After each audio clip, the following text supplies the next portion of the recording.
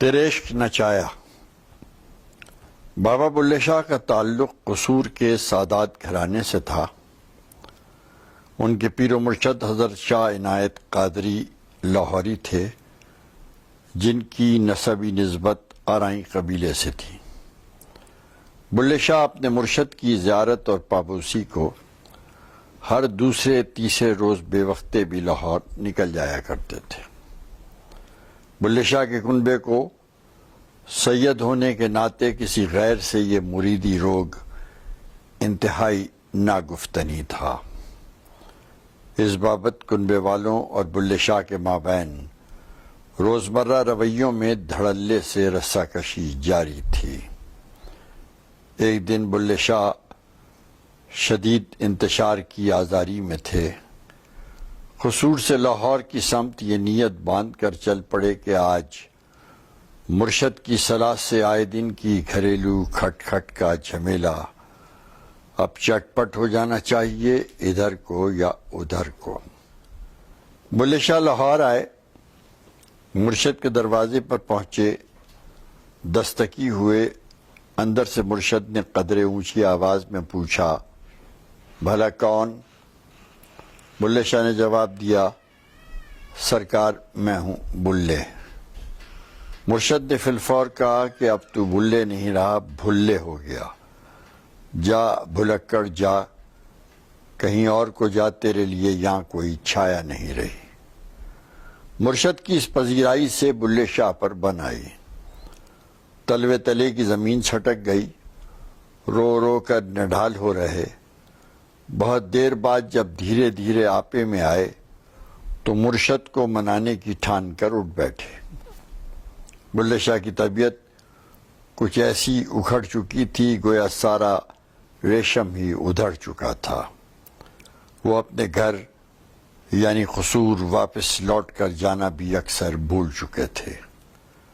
لاہور کے گلی کوچوں کی خاک پھانکنے میں لگ گئے اور گردشوں کو سنوارنے میں اپنے شب و روز گمسمی کے الاؤ میں جھونک دیے۔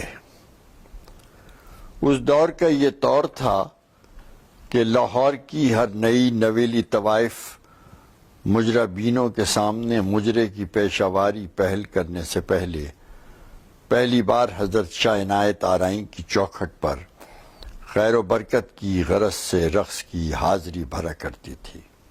جس دوران بلے شاہ مرشد کو رام کرنے کی سوچ بچار میں بے حال و بے چال تھے، انہیں ناگاہ رقص کی حاضری والی یہ رسم یاد آ گئی۔ بلے شاہ خوشی سے ابل پڑے، روتے رہے اور جھومتے رہے۔ اسی ادھیڑ بن کی ہواؤں میں انہیں پر لگ گئے۔ پہلی اڑان میں لاہور کی ہیرا منڈی کے اتر میں اتر گئے۔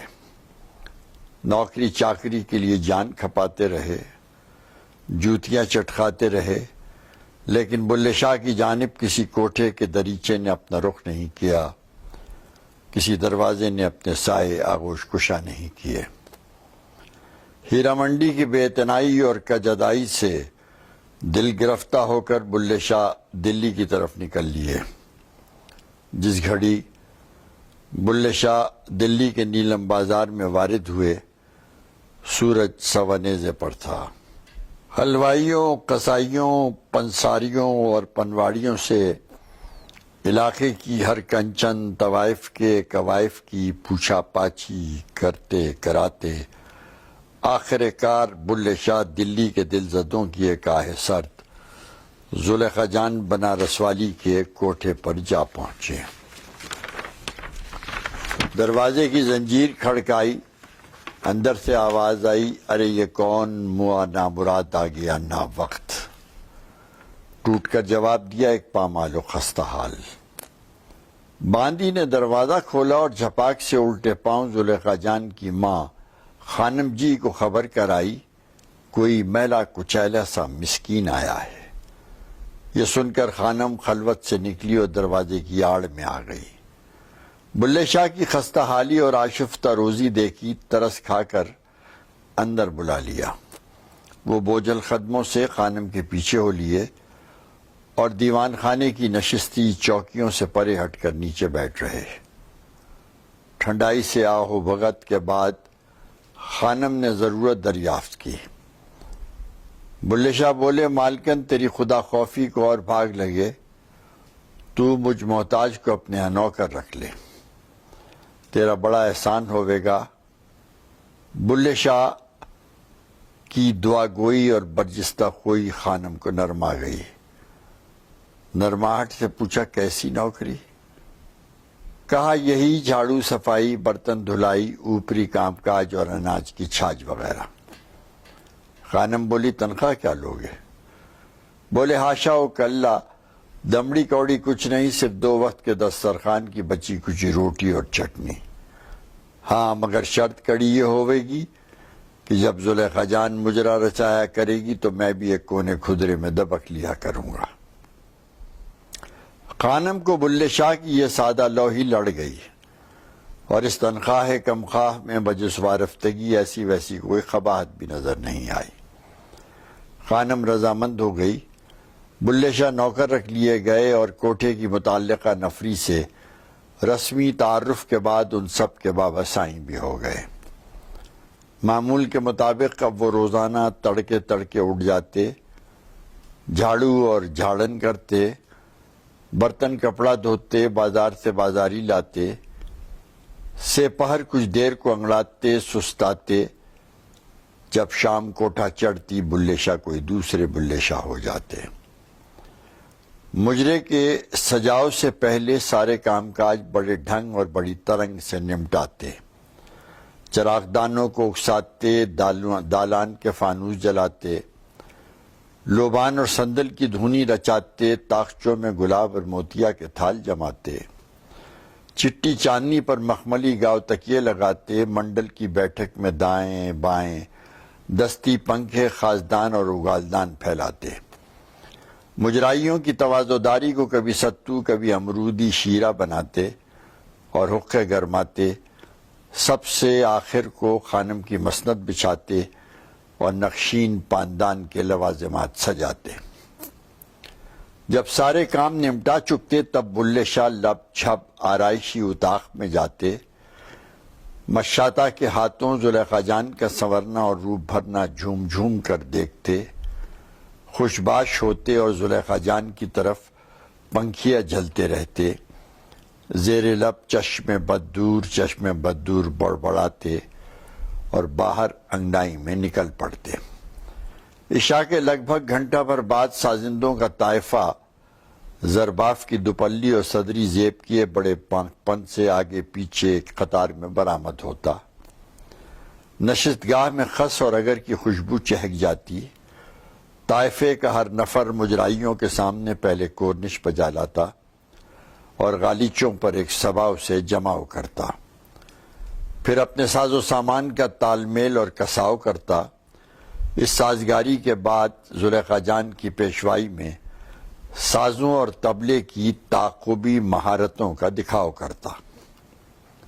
دفتن طبلے کی چلت تھاپ پر گھنگرو چھنکاتی، بل کھاتی، بھاؤ دکھاتی، لجاتی چلمنی حجاب سے چہرہ چھپاتی اور شانوں سے چندری گھٹاتی بڑھاتی، ایک گوشے کی اوٹ سے زلیخا جان رقص کے فرش پر آتی۔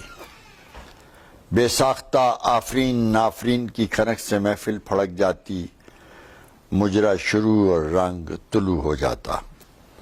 اسی اثنا میں بلے شاہ زردوزی کی پنجگوشیاں پہنے اور کملی اوڑے دبے پاؤں آتے اور ایک کونا پکڑ بیٹھ جاتے۔ رقص کے ہنگام کبھی کھلکھلاتے، کبھی ٹپا ٹپ آنسو بہاتے اور اپنے دامن کو تسلا بناتے۔ یہ من بھاونی ریت ضرورتی ناغوں کے سوا تقریباً سال بھر تک بے ٹوک چلتی رہی۔ راتوں میں ایک رات چڑھتے چاند کی رات زلیخا جان کو کسی رجواڑے کے ہاں مجرے کے لیے جانا تھا، لیکن ناگزیری کچھ ایسی آئی کہ محفل سے 4 دن پہلے بستر سے اس کی پیٹھ لگ گئی۔ پھر کیا تھا، ایک پٹس پڑ گئی۔ دلی کے نامی گرامی حاذق حکیم میر عالم بلوائے گئے۔ مغزیات اور عرقیات سے دوا دارو ہوتی رہی، لیکن زلیخا جان بے سد بدھ اوندھی پڑی رہی۔ خانم کو بد نظری اور سفلیات کا دڑکا لگا تو اتارے کے لیے کسی اتارو کی ڈھونڈائی مچی. کارندے کھوج کھاج کر چاندنی چوک سے ایک تعویذیہ لے آئے.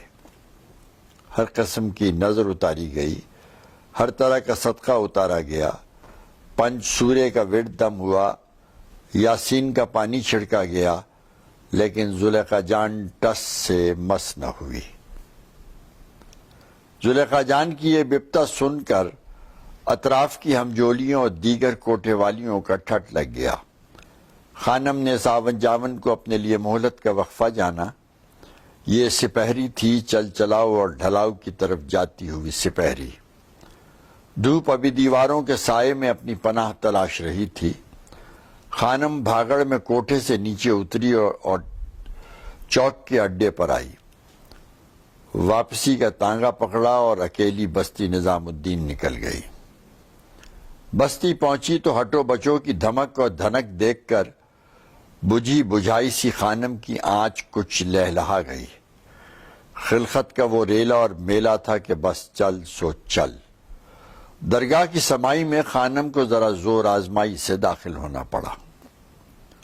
درگاہ کے اندرون پہنچ کر روایتاً سب سے پہلے امیر خسرو کے وہاں حاضری لگائی، سلام ہدیہ کیا اور اپنی گزران سنائی.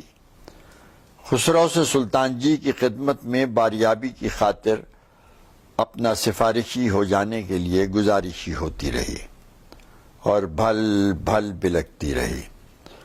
خسرو بھی آخر مرشد کی تیور کسوٹی تھے، حمایت کرنے پر در پردہ مائل ہو گئے. خانم وقتاً بحال ہو گئی. خسرو کی خسروی سے اجازتی ہو کر خانم جس دم سلطان جی کی دہلیز پر آئی تو وہاں کو نوچندی جمعرات کی بارات آ چکی تھی. 400 عرض گزاروں کے غول تھے، ایک غلغلہ تھا. ہر کوئی امیر خسرو کی طرح اپنی چھاپ تلک کی فریاد میں مگن تھا. خانم سیاہ کامدانی برقعے میں سمٹی سمٹائی سرکتے سرکاتے سلطان جی کے قریب جا پہنچی. چڑھاوا چڑھا چکی تو اپنا ماتھا جھروکے سے ٹکائے کچھ خسر پھسر کرتی رہی. شاید سلطان جی ناراضی تھے. خانم کھسکتی کھسکتی پائنتی آ گئی. سلطان جی کو مناتے مناتے سسکیانے اور ہچکیانے لگی، پھر توبہ تلہ کرتے کرتے ہلکان ہو گئی. جب سلطان جی کی توجہ سے خانم کا بوجھ کچھ ہلکا ہوا تو وہ حضرت کی منظوری سے رخصت لے کر آستانے سے باہر چلی آئی. چلتے چلتے لنگر خانے کے بٹوارے سے کچھ بٹورا اور گھر کو سدار گئی. بیانے کے ہر جانے اور بڑی سرکار سے وعدہ خلافی کی پاداش اور بھگتان کے اندیشوں پر خانم اور سازندوں سبھی کے طوطے اڑ چکے تھے. سب کو اس خلل نے گھیر رکھا تھا کہ رجواڑوں کے ہاں ناگہانی کا بھی کوئی لارہ نہیں ہوتا، کوئی ہیل حجت نہیں ہوتی. غرض وعدے کی تلوار نیام سے نکل کر سروں پر آ گئی. زلیخا جان پلکیں تو پسار چکی تھی، لیکن ابھی اس کے لیے ایڑی زمین پر رکھنا دوبھر تھا، بہت لاغری تھی. بلے شاہ احوال کی ہانڈی کا ابلنا بھانپ چکے تھے. پوچھنے لگے، خانم آخر یہ سب کیا ہو رہا ہے؟ گھر میں نحوست کی چہل پہل کیوں ہو رہی ہے؟ خانم نے پہلے تو ایک ٹھنڈی آہ بھری، پھر اپنی افتاد بیان کی تو بلے شاہ نے خانم کو بڑے دلاسے دیے، بڑی تسلی دی. ہولے سے بولے، ارے خانم چنتا مت کر، ایسی کوئی گمبھیرتا نہیں. اوپر والا بڑا کارساز ہے. ایسا کر زلیخا جان کا گھاگرا، چولی، زیور اور اس کے گھنگرو مجھے پہنا دے، میں اس کے بدلے ہو آؤں گا، پھر دیکھیو چھما چھم. یہ سن کر خانم کسی سوچ میں اٹک گئی اور ایک گہری چپ ساتھ دی. وار چوک جانے کی وحشت میں بلے شاہ فوری سماجتی ہو گئے. رو دھو کر اللہ اور اس کے پیارے حبیب کے ہاتھ اپنی مراد سونپنے کی التجا کی. التجا کا دباؤ بڑھا، پنجتن کی قسموں سے جڑے واسطے بڑھے. آخر خانم نیمے دھیمے پسیج گئی. خانم کا لکنت آمیز اشارہ پاتے ہی بلے شاہ لپک جھپک تیاری میں جت گئے. چولی گاگرا چڑھایا، مسی کاجل لگایا، بندیا لگائی، جھومر اٹکایا، چھک چھک کرتا گلو بند اور بازو بند پہنا، جھمکے اور کنگن پہنے، چندرمالا پہنی، گجرے باندھے، ایسا بناؤ سنگار کیا کہ بس خدا کی پناہ. زلیخا جان کی مشاطہ بھی، خانم بھی اور سازندے بھی سب کے سب ہکا بکا رہ گئے، سٹ پٹا گئے. پالکی آئی اور بلے شاہ پالکی میں سوار ہو کر زلیخا جان کے بھیس میں رجواڑے کی حویلی پہنچ گئے. محفل انتظاری تھی. بلے شاہ گھونگھٹ نکال لے، گھاگرا سنبھال لے، ٹھمکتے ٹھمکاتے خراما خراما رقص کے چبوترے پر آئے. مجرے کے مہمان عمرہ اور روسا نے زلیخا جان سمجھ کر اشرفیوں کے نذرانے گزارے. بلے شاہ نے تسلیمات کے نخروں سے محفل کی بے قراری کا خیر مقدم کیا. میر محفل راجہ صاحب ساجن پور کے دست مبارک کی اذنیہ جنبش سے مجرے کی بسم اللہ ہوئی. بلے شاہ نے رقص کیا اور کلیان ٹھاٹ پر ایسا رقص کیا کہ ساری محفل داد و دہش سے بے خود ہو کر جھومتی رہی، گھومتی رہی. گجر سے ذرا کچھ پہلے جب محفل بے چراغ ہوئی تو کسی کو ہوا تک نہ لگی کہ کون آیا اور کون گیا. بلے شاہ رجواڑے یہاں سے پالا مار آئے. کوٹھے کی تھان پر لوٹ کر آتے ہی مبارکیوں نے دھوم اٹھائی. خانم شکرمندی میں پہلے ہی خاصی خم ہو چکی تھی. زلیخا جان نے ہلچل سنی تو بستر سے اٹھ کر دوڑی اور سرخوشی میں بلے شاہ سے لپٹ گئی. بلے شاہ نے زلیخا جان کے سر پر ہاتھ پھیرا. آپ دیدہ ہوئے، پھلنے پھولنے کی ڈھیروں دعائیں دی. پھر کچھ خیال آیا تو مسکرا کر کہنے لگے، لو بٹوا اب تو ہمرا تمرا گھنگرو شریک رشتہ بھی ہو ہی گیا. خانم نے اس گھنگرو شریک رشتے کی سلامی نظر کی. شیرینی تقسیم ہوئی، سب کا منہ میٹھا کیا گیا. اسی شور شرابے کے بیچ بلے شاہ چپ چپاتے سے اٹھے اور اپنے حجرے میں چلے گئے.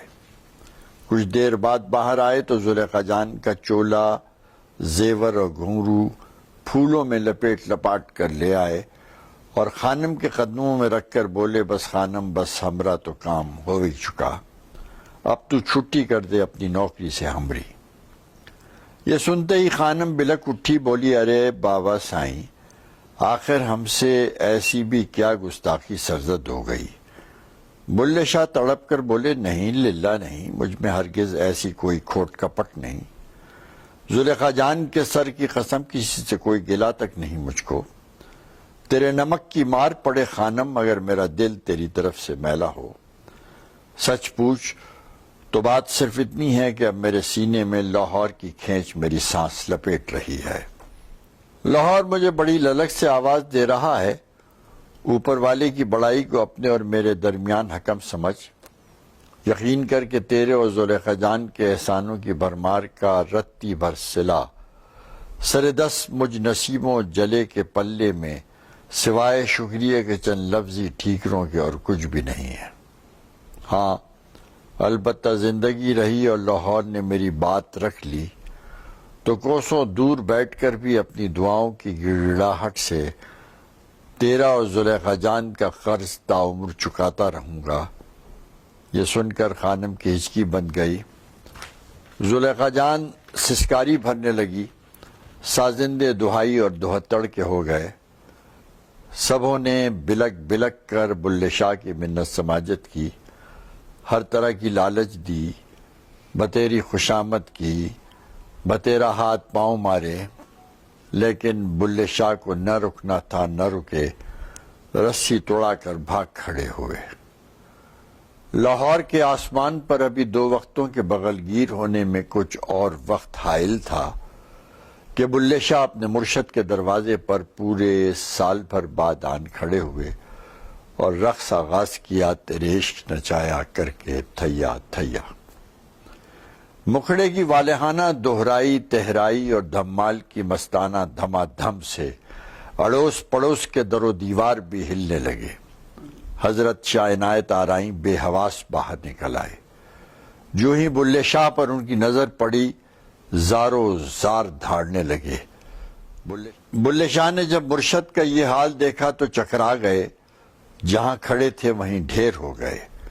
حضرت شاہ عنایت آرائیں نے دوڑ کر بلے شاہ کو اٹھایا، باہوں میں جکڑا اور اپنے سینے سے لپٹا لیا.